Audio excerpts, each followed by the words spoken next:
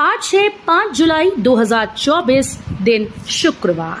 Welcome back to Clean News UP. चलिए देखते हैं उत्तर प्रदेश की 25 फटाफट बड़ी खबरों को। हाथरस हादसे में पुलिस की बड़ी कार्रवाई, 20 सेवादार गिरफ्तार। यूपी के हाथरस जिले में दर्दनाक हादसे में मारे गए 121 लोगों के मामले में पुलिस ने कार्रवाई करते हुए 20 लोगों को गिरफ्तार कर लिया है। पुलिस गिरफ्तार सेवादारों से पूछताछ कर रही है। पूरे मामले में योगी सरकार ने सख्त रुख अख्तियार किया। मुख्यमंत्री योगी आदित्यनाथ के निर्देश पर गृह विभाग ने बुधवार को देर शाम इलाहाबाद हाईकोर्ट के सेवानिवृत्त न्यायाधीश न्यायमूर्ति ब्रजेश कुमार श्रीवास्तव द्वितीय की अध्यक्षता में 3 सदस्यीय जांच आयोग कमेटी गठित की। हाथरस भगदड़ की जांच के लिए 3 सदस्यीय न्यायिक आयोग गठित। हाथरस में सत्संग के दौरान भगदड़ के कारण 121 लोगों की मौत के मामले की जांच के लिए न्यायिक आयोग का गठन हो गया। जांच के लिए इलाहाबाद हाईकोर्ट के सेवानिवृत्त न्यायाधीश न्यायमूर्ति ब्रजेश कुमार श्रीवास्तव की अध्यक्षता में 3 सदस्यीय आयोग बना। राज्यपाल आनंदीबेन पटेल की ओर से इसकी अधिसूचना जारी कर दी गई। इस न्यायिक जांच आयोग में अपर मुख्य सचिव रहे सेवानिवृत्त IAS हेमंत राव और DG इंटेलिजेंस और प्रदेश के मुख्य सूचना आयुक्त रहे सेवानिवृत्त IPS भवेश कुमार सिंह को सदस्य बनाया गया। यूपी में मनरेगा के कार्यों में नहीं हो पाएगा खेल, होगी कड़ी निगरानी। उत्तर प्रदेश में अब मनरेगा के कार्यों पर पैनी नजर रखने की व्यवस्था की गई है। ग्रामीण क्षेत्रों में चलने वाले मनरेगा कार्यों की निगरानी ड्रोन से होगी। इसका खाका खींचा गया। ड्रोन से चल रहे कार्यों की वीडियो और फोटो सीधे मनरेगा राज्य मुख्यालय को पहुंचेगी। उप मुख्यमंत्री केशव प्रसाद मौर्य के निर्देश पर ग्रामीण क्षेत्रों में चलने वाले विकास कार्यों के बेहतर क्रियान्वयन के इंतजाम में ग्राम्य विकास विभाग जुटा हुआ है। कांग्रेस प्रदेश अध्यक्ष का योगी सरकार पर हमला, बोले ये सरकार की विफलता। कांग्रेस के प्रदेश अध्यक्ष अजय रॉय ने कहा कि हाथरस की घटना यूपी के जंगल राज का परिणाम है। घटना के 2 घंटे बाद अफसरों को जानकारी मिली। एम्बुलेंस सेवा तक घायलों को नहीं मिली। मैं खुद मौके पर पहुंचा। मुख्यमंत्री योगी आदित्यनाथ बाद में पहुंचे। कुछ देर बाद उप मुख्यमंत्री ब्रजेश पाठक भी पहुंचे। ये साबित करता है कि सरकार में खटपट है। ये सरकार की आंतरिक स्थिति का प्रमाण है। हाथरस जा सकते हैं राहुल गांधी, भगदड़ में घायल पीड़ितों से मिलेंगे। नेता प्रतिपक्ष राहुल गांधी भी सत्संग भगदड़ हादसे को लेकर हाथरस आ सकते हैं। वो हादसे के पीड़ितों से मुलाकात करेंगे। हादसे के बाद से राजनीतिक हस्तियों का हाथरस आना जाना लगा हुआ है। हाथरस कांग्रेस के जिलाध्यक्ष चंद्रगुप्त विक्रमादित्य ने बताया कि कांग्रेस के महासचिव KC वेणुगोपाल ने बयान जारी किया है कि राहुल गांधी जल्द ही हाथरस पहुंचेंगे। वो सत्संग भगदड़ हादसे के पीड़ितों से मिलेंगे और उनका हाल जानेंगे। 121 लोगों की मौतों से भी नहीं लिया सबक। यूपी के हाथरस के सिकंदरा राव में सत्संग में भगदड़ के बाद 121 लोगों की मौत हो गई। इसके बाद एक तरफ लोगों में बाबा साकार हरि के प्रति आक्रोश है, वहीं दूसरी तरफ बाबा के भक्त उनका पक्ष ले रहे हैं। वो लगातार बाबा के आश्रम पहुंच रहे हैं। बाबा इस समय मैनपुरी जिले के बिछवा स्थित आश्रम में बताए जा रहे हैं। गुरुवार को भक्त उनके आश्रम के सामान पहुंच गए। आपको बता दें कि यहाँ पहुंचकर वो हंगामा करने लगे। पुलिस उन्हें समझाने की कोशिश कर रही है। भव्य और दिव्य महाकुंभ के लिए संगम नगरी का होगा कायाकल्प। संगम नगरी प्रयागराज में अगले वर्ष की शुरुआत में होने जा रही महाआयोजन महाकुंभ 2025 को योगी सरकार भव्य और दिव्य बनाने के लिए जोरदार तैयारियों में जुटी है। योगी सरकार महाकुंभ में सुरक्षा, सुविधा और स्वच्छता के साथ साथ महाकुंभ की सुंदरता को लेकर मिशन मोड में कार्य कर रही है। इस क्रम में महाकुंभ से पहले ही प्रयागराज को दुल्हन की तरह सजा दिया जाएगा। योगी सरकार की पूरे शहरी इलाके के सौंदर्यीकरण की योजना है, जिस पर कार्य शुरू हो चुका है। हर नगर निगम में बने बहुमंजिला इमारत, पास में हो स्कूल, मार्केट और पार्क, बोले योगी।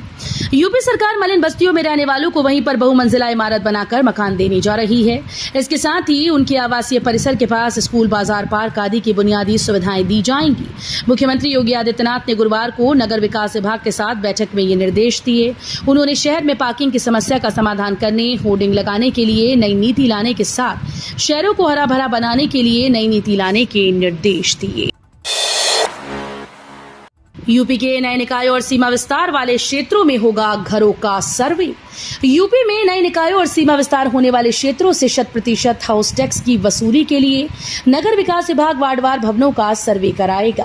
पहले चरण में मकानों व प्रतिष्ठानों को चिन्हित किया जाएगा। इसके बाद भवन स्वामियों द्वारा हाउस टैक्स जमा करने के बाद स्थलीय सत्यापन कराया जाएगा। इसके माध्यम से ये पता लगाया जाएगा कि कितने भवन स्वामियों के द्वारा हाउस टैक्स नहीं दिया जा रहा। हाउस टैक्स न देने वाले भवन स्वामियों को नोटिस देकर स्वयं से जमा करने का मौका दिया जाएगा। ई पॉस से लैस राशन दुकानों की होगी नियमित निगरानी। योगी सरकार प्रदेश की सभी राशन की दुकानों में ई पॉस उपकरणों की रोल आउट प्रक्रिया में तेजी लाने जा रहा है। योगी सरकार के निर्देश पर खाद्य और नागरिक आपूर्ति विभाग ने Uttar Pradesh development systems corporation limited को इसकी मॉनिटरिंग के लिए सॉफ्टवेयर विकसित करने की जिम्मेदारी सौंपी है।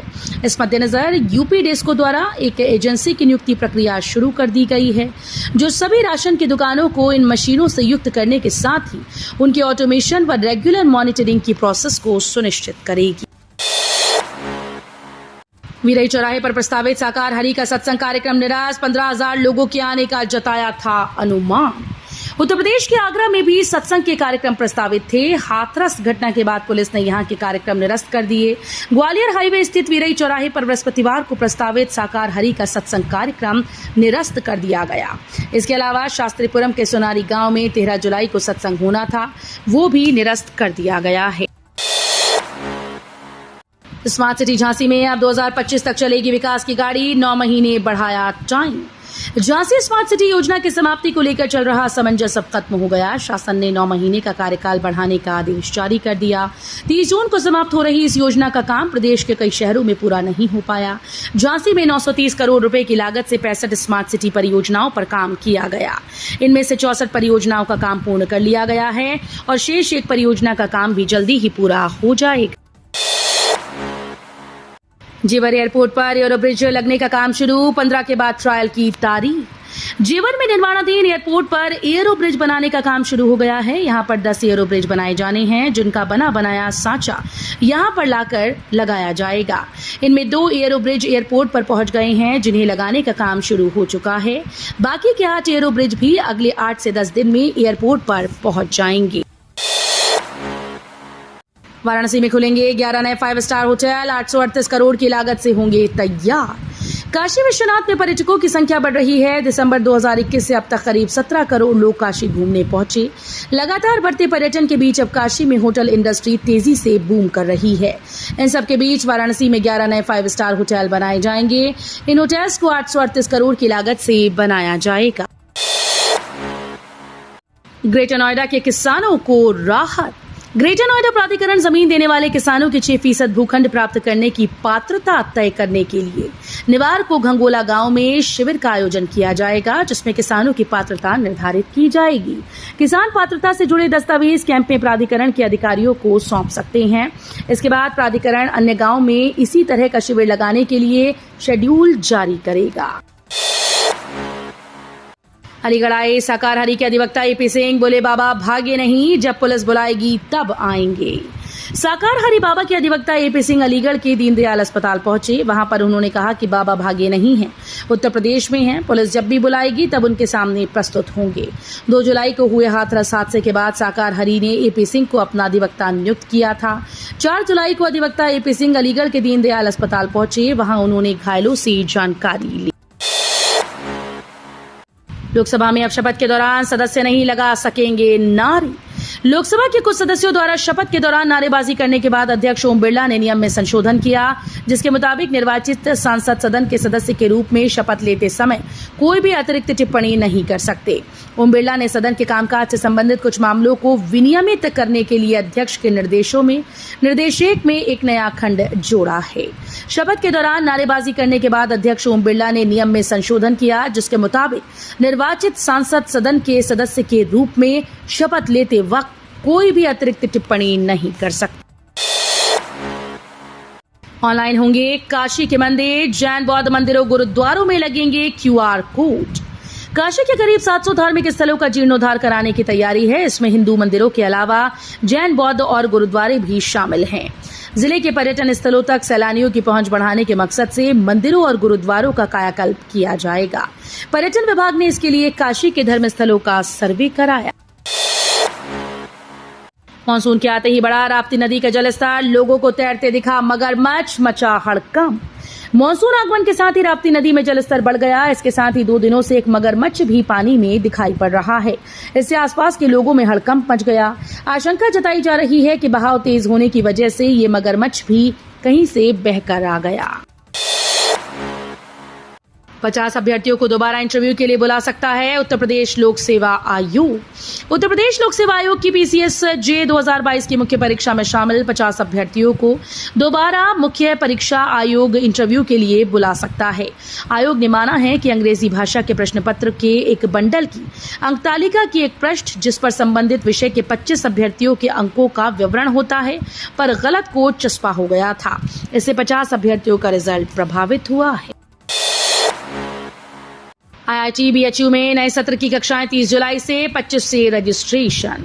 IIT BHU में नए सत्र की कक्षाएं 30 जुलाई से शुरू हो जाएंगी। JEE एडवांस में सफल छात्र छात्राओं के ऑनलाइन प्रोफाइल रजिस्ट्रेशन के लिए 25 जुलाई से ऑनलाइन पोर्टल खोला जाएगा। 29 जुलाई तक इनका रजिस्ट्रेशन, हॉस्टल आवंटन आदि प्रक्रियाएं साथ साथ चलेंगी। UPSC प्रीलिम्स पास करने वालों को मिलेंगे 1-1 लाख रुपए। केंद्रीय कोयला और खान मंत्री किशन रेड्डी ने नई दिल्ली में UPSC सिविल सेवा मुख्य परीक्षा के उम्मीदवारों को पुरस्कृत करने की उत्कृष्ट पहल पोर्टल लॉन्च किया। ये प्रधानमंत्री योजना नरेंद्र मोदी के मिशन कर्मयोगी के मद्देनजर शुरू की गई। जिन जिलों में कोल इंडिया लिमिटेड अपनी गतिविधि का संचालन करती है उन जिलों के मेधावी युवाओं को इस योजना का लाभ मिलेगा। UPSC सिविल सेवा प्रीलिम्स परीक्षा 2024 पास करने वाले युवाओं को इस CSR योजना का फायदा होगा।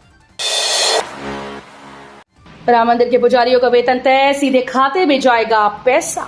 श्री राम जन्मभूमि में रामलला की अष्टयाम सेवा व पूजा अर्चना के नवनियुक्त 20 पुजारियों के वेतनमान का निर्धारण कर दिया गया। हालांकि वेतनमान को सार्वजनिक नहीं किया गया, लेकिन पुजारियों को इसकी जानकारी दी गई। इसके अतिरिक्त बोर्ड ऑफ ट्रस्टीज की ओर से तीर्थ क्षेत्र के स्थायी पुजारियों के लिए अनुमन्य सुविधाओं को भी इन्हें प्रदान किए जाने की जानकारी दी गई। ट्रेन के जनरल कोच में सफर करने वाले यात्रियों को बड़ी राहत, बढ़ेंगी बोगियां। जनरल कोच में सफर करने वाले यात्रियों को बड़ी राहत मिलने जा रही है। 2 साल पहले जनरल बोगियों को कम करने के बाद अब बोर्ड ने GS के साथ स्लीपर कोच बढ़ाने का फैसला लिया।